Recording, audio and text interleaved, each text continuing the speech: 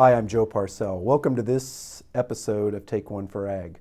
Previous episodes of Take One for Ag can be viewed at our YouTube page by going to DASS, D-A-S-S, at Missouri.edu. Joining me today in this episode of Take One for Ag is Dr. Seth Meyer.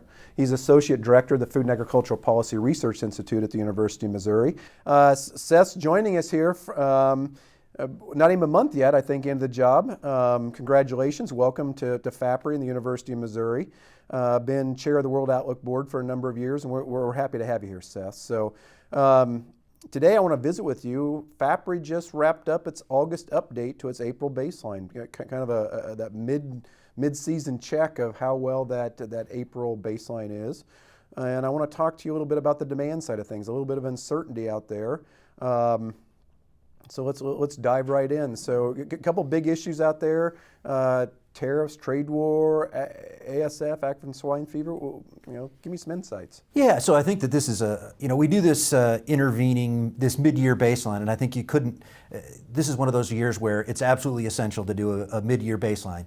There's a lot of uncertainty out there. There's a lot of things have changed. We talk about the fact that production, we've had some planning problems this year in terms of production. And when you think about things from the demand side, we've also seen a bit weaker demand for both corn and soybeans. We've seen weaker demand than maybe we had even anticipated.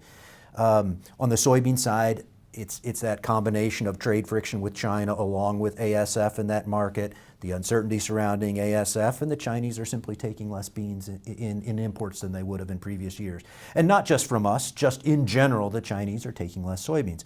On the corn side, we've seen some things where we've got a stagnant ethanol grind. We've got some competition overseas, at least in the current year, in places like the Ukraine having a good crop. So demand's been a little bit weaker than we might have anticipated as well, too. And then on the supply side, we've seen a tremendous amount of uncertainty as well, too. A lot of spring rain causing planting delays and acreage uncertainty as well, too. So I think that this is a year where really important to do this intermediary baseline. And to be clear, FAPRI has no crystal ball that tells them exactly how many prevented plant acres or what policy is going to be 2 months from now either, right? So. No, absolutely. And so what we do is we say, hey, this is our view from where we sit today, policies in place. So when we look out, we say, well, the current status quo is tariffs by China and tariffs by us. So we keep those things in place. We then return to a more normal production next year. So, part of what's kept prices from falling further this year, despite what are pretty good carryover stocks, is the fact that we have had some production problems. If you look out into the next year and you say, well, we return to a more normal planning progress and more normal yields and a little bit bigger supplies, you can see downward pressure for that next crop after this one. So when you look out there, you maybe see a little bit of price weakness. And so I think it's important for us to do this intervening step. We just have large stocks out there that we're going to have to work through. Yeah, that's a great story to tell in terms of why this FAPRI baseline and the update's so important on there.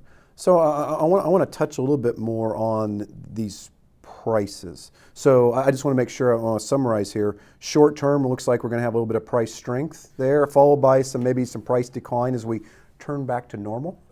I guess I wouldn't call it price strength. So we're talking about prices which weaken a little bit, which weaken a little bit into 1920. But again, this planting problems that we've had, and right now USDA is forecasting yields a little bit below average. That's kept us from having the bigger price declines we might normally have. But it's hard to get a tremendous amount of price support when you have carryout in soybeans north of 700 million bushels. It's just hard to get a lot of price strength when you're carrying those kinds of stocks. And if you return to more normal acreage in production next year, those are additional supplies that are going to weigh on the market. So we'll see some price erosion into the 2021 crop. Yeah, I'm going to retract that price strength comment on there. So, well, Seth, thank you for joining us for this episode of Take One for Ag. So, and to our viewers out there, we want to invite you to visit the FAPRI August update by going to www.fapri.missouri.edu, and we'll see you on the next episode of Take One for Ag.